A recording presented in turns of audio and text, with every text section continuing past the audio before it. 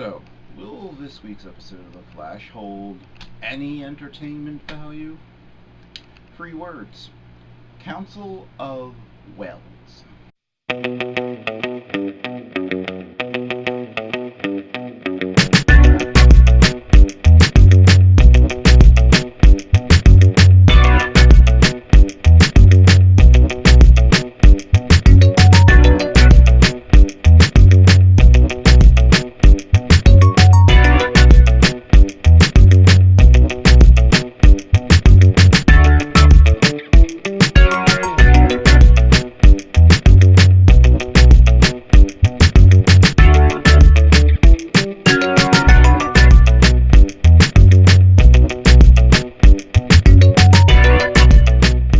The episode starts with Elongated Man endearing himself to the viewers and me by basically refusing to pay for his own coffee and using the "oh, I lost my wallet" trick. I'm very out of coffee. Then gets stopped by a mugger who manages to get himself shot twice by shooting at Elongated Man. And as much as I am starting to despise this character, Barry is a little hard on him, blaming him for the whole problem when really it's the mugger's own stupidity that did him in. I mean, he fires the bullet at the guy one time, and it bounces off him and hits him in the leg. So why on earth would you fire a second shot? I don't get it. But anyway,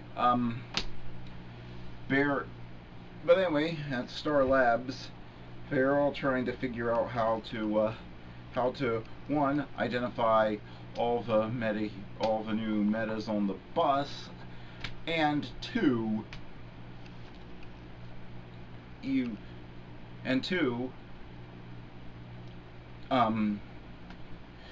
figure out who the thinker is and where he is.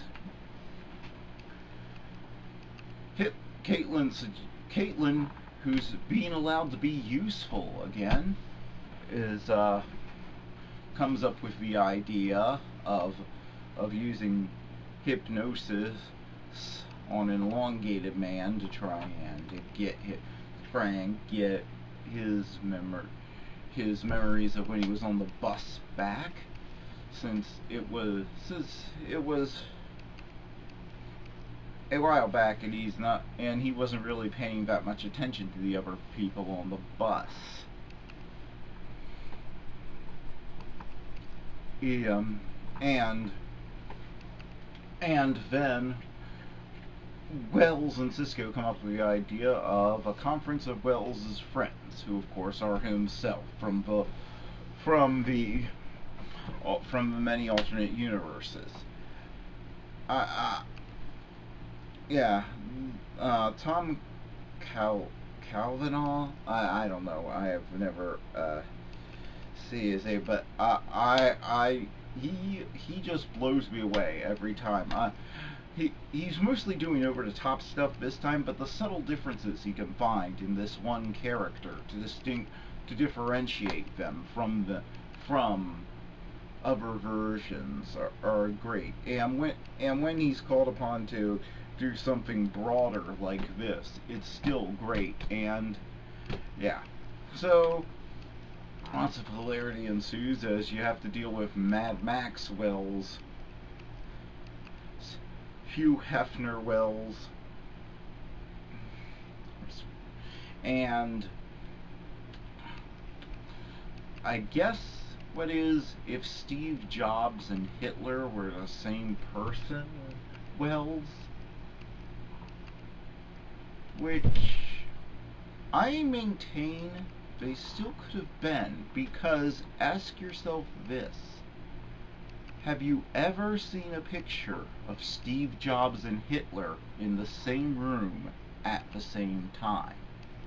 Have you?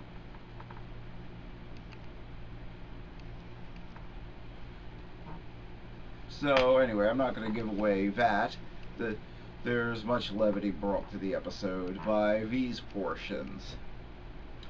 That Barry, the elongated man gets hypnotized, and he has some recollections of a woman with a black buffalo shirt on, jacket on. Believe it or not, their marriage counselor also does hypnotherapy, which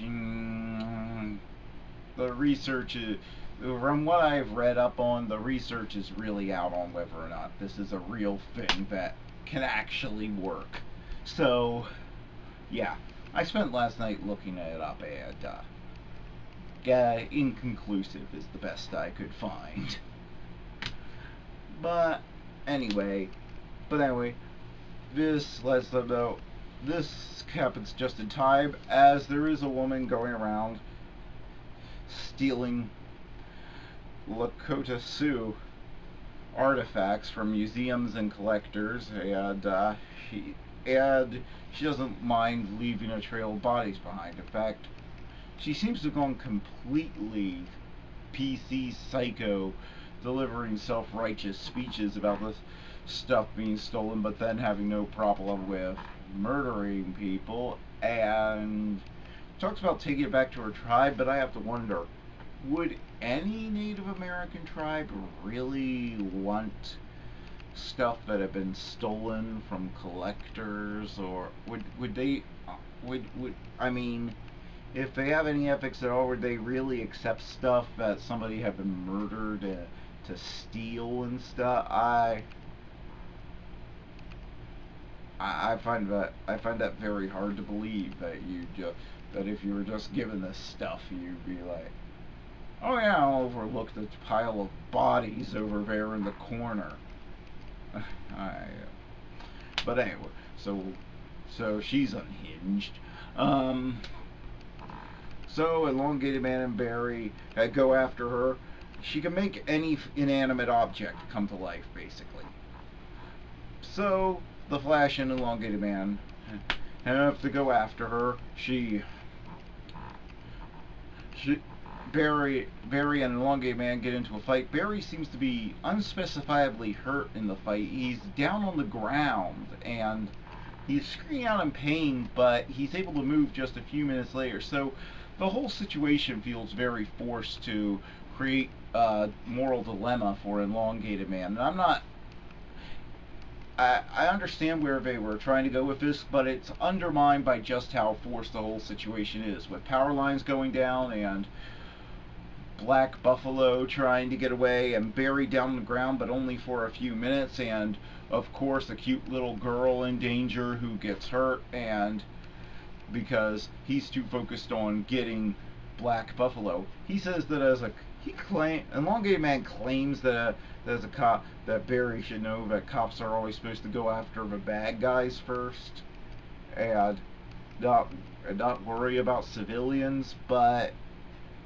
doing research, I can't find anything to back that claim up. What's more, what would be the logic in police stations around the country having trained hostage negotiators if they're not supposed to care what happens to members of the public, and it's only supposed to matter if they get the bad guy? Why wouldn't they just storm every hostage situation with the SWAT team, because they outgun any hostage takers, and just gun down the hostage takers and not care what happens to the hostages? So it just comes off as him being a awful person and trying to guilt trip Barry or get false sympathy, so it doesn't really work. So my opinion of the character hasn't increased at all. If anything, it's decreased, because now it's... But anyway, then they finally show that the police in Central City have finally wised up to the fact that they have superpowered villains all over the place, because they now have new body armor and suits, which of course Black Buffalo brings to life and uses to get away. She then breaks into a museum, is threatening a security guard, brings a T-Rex to life, which is awesome. It looks very real. I have to say, if there's one thing this series does is on a TV budget do convincing effects. More convincing sometimes than some shows that have some shows or movies that have much higher budget. But anyway, so Barry is busy dealing with her. Elongated Man has to make a choice between saving a security guard and saving and going after her. He makes the right choice, saves the security guard. Barry tricks her by using his brains, and by throwing up a Lakota Sioux artifact in the air, so she goes to catch it, and he handcuffs her while doing that, and the Elongated Man mails the stolen artifact to the Lakota Sioux tribe, which again, I'm not sure they want an artifact that went missing under mysterious circumstances from a museum, but I'm not Lakota Sioux, so who knows. And they can, oh, and there's a scene where Elongated Man and Caitlin continue to bond, and I have to say, in this episode, they're finally starting to get Caitlin right. Finally, she even seems ready to suit up as Killer Frost, so they'll have to get her a costume at some point. But the fact that they're bonding only means something horrible is going to happen to the Elongated Man or her, because that's the only thing the writers know what to do with Caitlin. Which is a shame, because she's one of my favorite characters on the show. But anyway, then the Council Welleses announced that they figured out a way to put together a profile and track the activities of the Thinker. So Barry and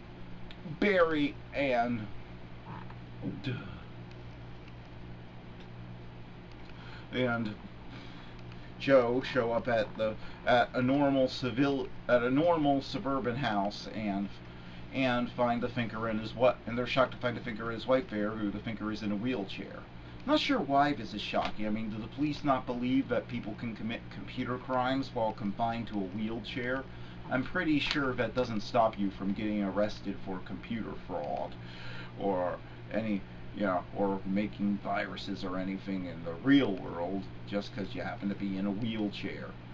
But anyway, that seems to have put a damper on them for the time being, so yeah. This episode is a return to form for The Flash. There's nothing really special in it. There are no real standout moments, but it's the typical Flash episode, having a lot of fun, having some creative action scenes, and everyone is in character. So yeah, there's nothing special about it, but nothing wrong about it either. So it gets a solid 5 out of 10. And we'll